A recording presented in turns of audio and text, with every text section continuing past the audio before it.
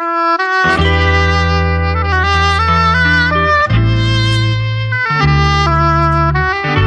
now, Insights with Terri Ep.148, a weekly look through the eyes of predictive astrologer Terri Ep.148.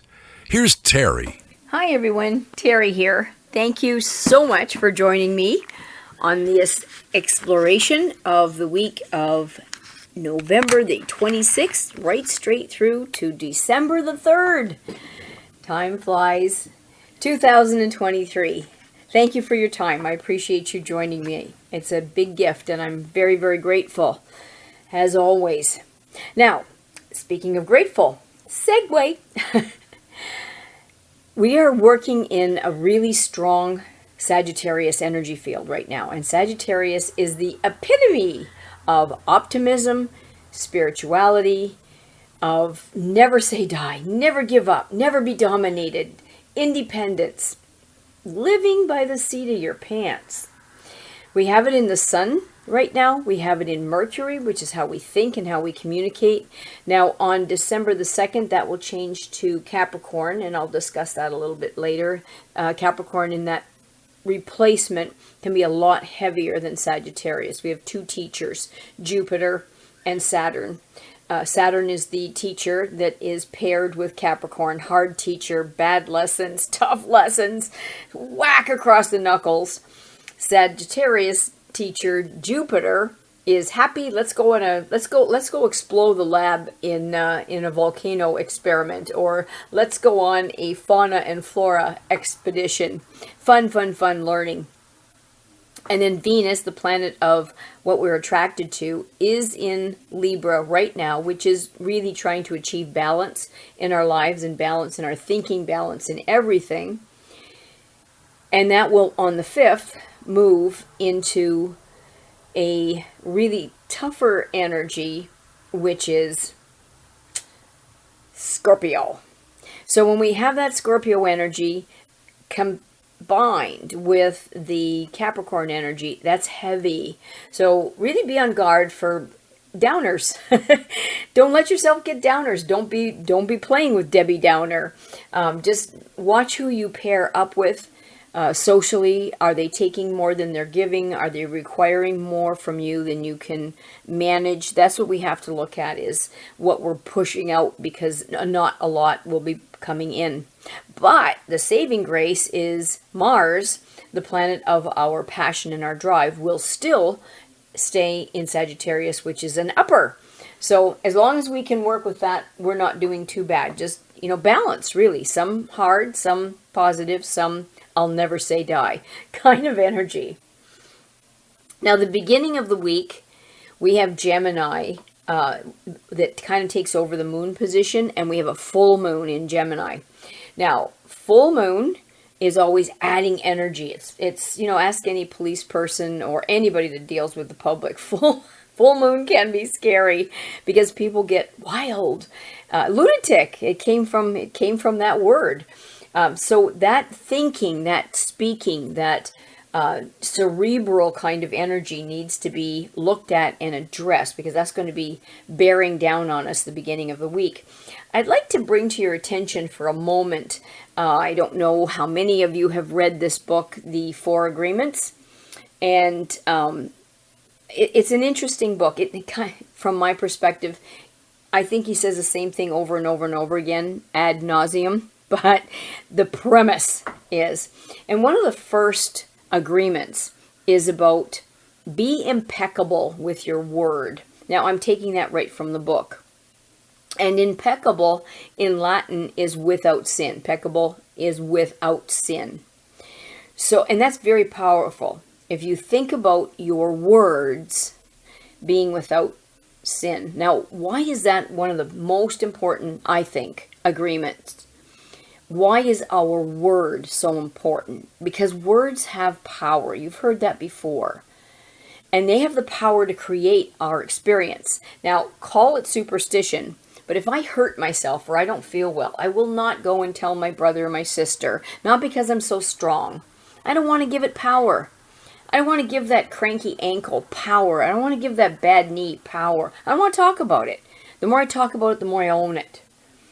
So I want to talk about how good things are, how wonderful things are.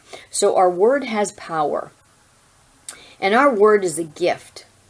It's a gift. And that gift comes from the Creator, because we're the only species on this planet that has the power of words, not communication. All animals communicate one way or another. This is words. So what I want you to think about is your words. Through the word, you express a creative power that most of us are completely unaware of. When I hear people really down with their words, it breaks my heart, because I know how powerful the word is. And when you're whining, or when we're always stuck on speaking the negative in our life, that's what manifests everything. So it doesn't matter what language we speak, our intent manifests through the word and our words. What we dream, what we feel, what we really are, all of that is going to be brought out through our words. And that's something we have to really be responsible for. It's not just a sound. And it does have quality of vibrational intent and vibrational substance. And the written symbol does too. I've noticed that with runes. When we write things down, it can become very powerful in runes. That's Druid. But the word is a force. It's absolutely a force. I actually lost 2 pounds just by doing that the whole day. Honestly, all I kept saying to myself, you are a lean, mean eating machine. And honestly, I kid you not, the next day I was down 2 pounds. I really was. Woohoo! So our words have the power to express and communicate, to think. Honestly, I think they do. And create the events in our life. So as you're speaking, you are creating events in your life and maybe the events in another person's life. So watch how we speak. There isn't another animal on the planet that speaks like we do. They communicate. Dogs are very communicative. All the animals are. I am amazed at how rich their communication is. But the word is the most powerful tool that we have as humans. It's magic. It really is. It's magic. It's like a sword that has 2 edges. One is sharp to defend and one is sharp to cut. So what are you going to create with your words? Are you going to create a beautiful dream? Or are you going to create words that can destroy your life or the life of other people around you? Lately, watching our politicians, I'm going to blame it on the politicians because they're the ones that get the most, attention. We're on the edge of really, really, truly, permanently maybe misusing our word. And that can create a living hell. And that's what this Gemini energy is offering us, to really think about this, what our words are, what our thinking is. The other edge of this sword, are you only going to create beauty with it? Are you going to create love? Are you going to create your heaven on earth? I believe that my life is heaven on earth. That's what it feels like to me. It feels to me like it's heaven on earth. That's how it feels that I live. It's not that nothing ever happens. It does. It's just, that's not what I get stuck in. I will not get stuck in there. So our word is going to either set us free or it's going to enslave us. What do you choose in this next little bit? Experiment this week. Because it's even stronger than you may know. Even if you know this, you might not know all of it. So all the magic that we possess as humans is based on our word. Really and truly, our word is pure magic. When I say things out loud, it happens. Did I catch it and know what was going to happen, or am I making it happen with my words? I think it's a little bit of both. So you can have white magic or you can have black magic. You can screw yourself up or you can make your life heaven on earth. We have to think about something. The word is so powerful that one word can change a life or destroy millions of people and their lives. So if you think about history, one man, a number of years ago, one man in Germany, by the use of words, manipulated a whole country. This particular country was one of the most brilliant, intelligent people on earth. And he led them into a world war just with the power of his words. He convinced others to commit the most atrocious acts of violence. He activated people's fear with his words. And like a big explosion, he was killing. There was killing. There was war all around the world. Everybody suffered. One man, his words.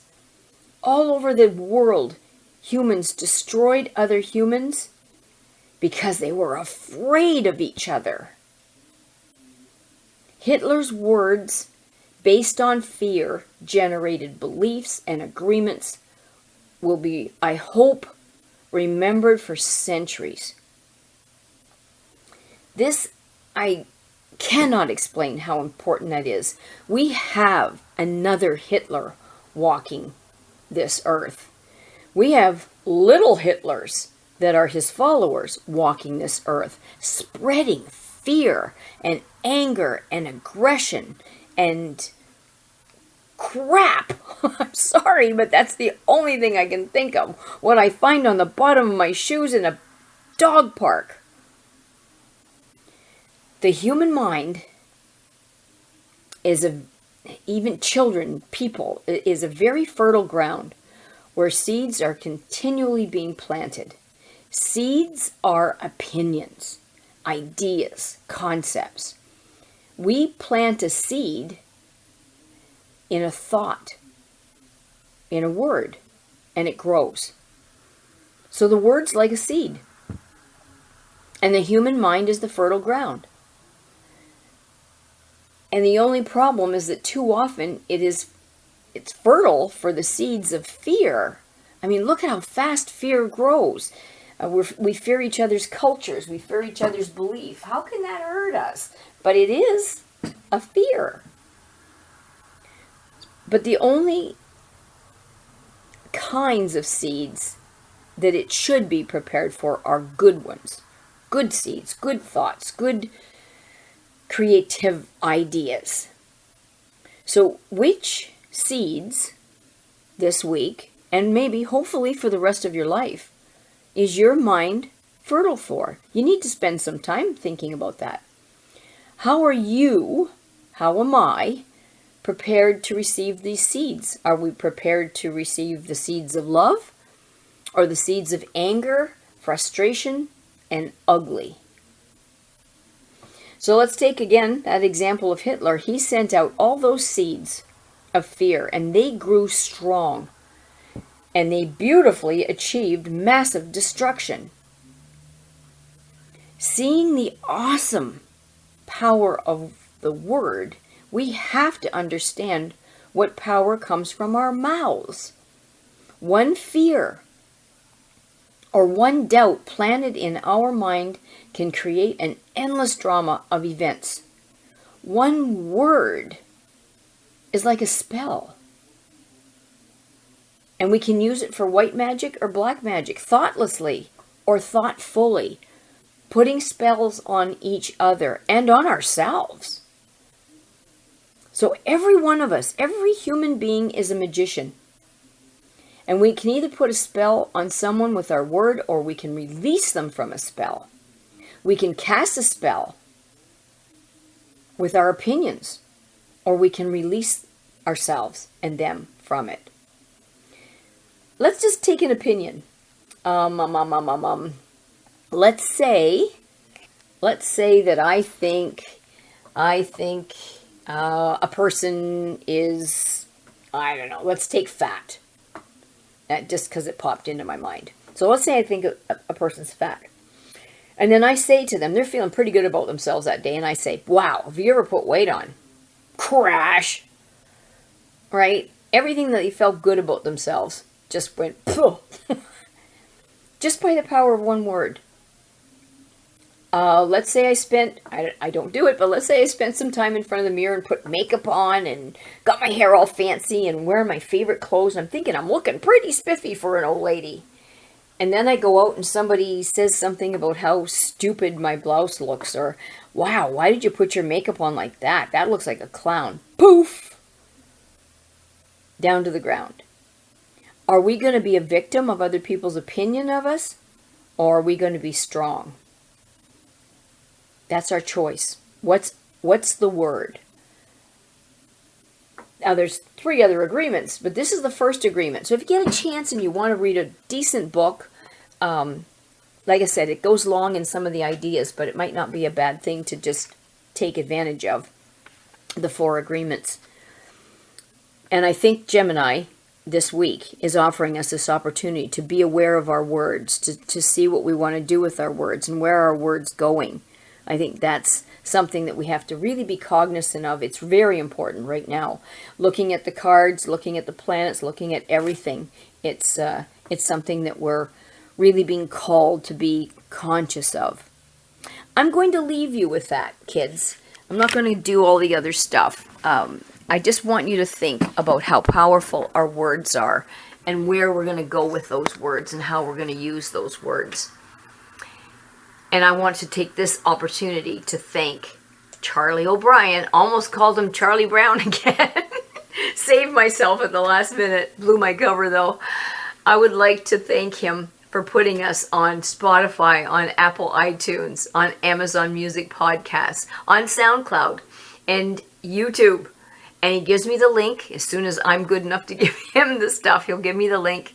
And I'll put that on Facebook for all of us. So thank you, Charlie, for doing this for us. And if you need anything digital, he's the man to go and see. He's created the website, www.terriworld.com.